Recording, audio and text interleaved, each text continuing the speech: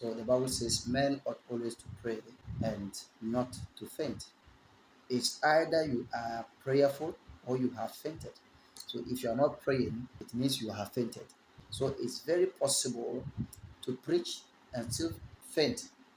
It's possible to prophesy and still faint, but it's not possible to pray and faint. So the only thing that stops you from fainting is prayer. If you want to stay strong, you want to stay alive always, you must pray. Immediately you stop praying, you have fainted. You need to be resurrected. There are a lot of people who need to be resurrected. A lot of people need to be taken to the hospital for checkup. We need to resurrect. We need to pour water on you for you to resurrect again. So Jesus said, men ought always to pray and not to faint, not to preach.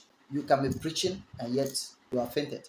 So there are a lot of people you can move around from country to country, from place to place, from church to church, and you are preaching, but yet inside of you know you are fainted.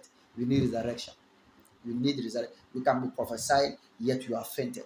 And what are the signs to know that one has fainted or one is fainted? How will you know that you are fainted? Number one is that sin becomes a normal thing. Sin becomes normal to the fainted man. If you are not praying, you are sinning. Sin doesn't allow men to pray, and prayer doesn't allow men to sin. So if you are praying, you are far from sin, and if you are sinning, you are far from prayer. But you can preach and still be sinning, you can prophesy and still be sinning, but you cannot pray and sin. If you want to live far from the activities of the flesh, then you must live in the spirit. And the car that transports us from the natural to the spirit realm is prayer. A desire for higher dimensions in the spirit realm is a call to prayer. You must pray, if not, you faint.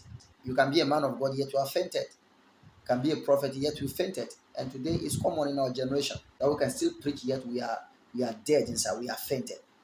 If you faint, your brain will still be working, but you cannot act your will.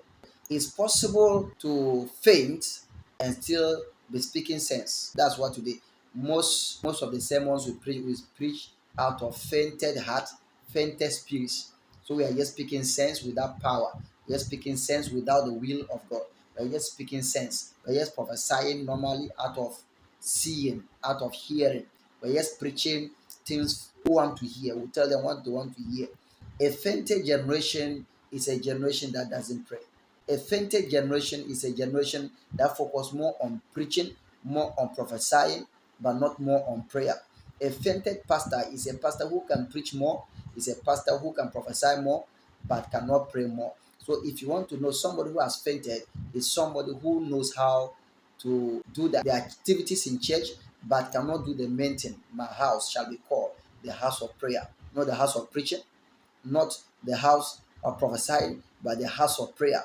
Because if there's no prayer in a place, the prophecies, the preaching, they are just useless. They are just carnal.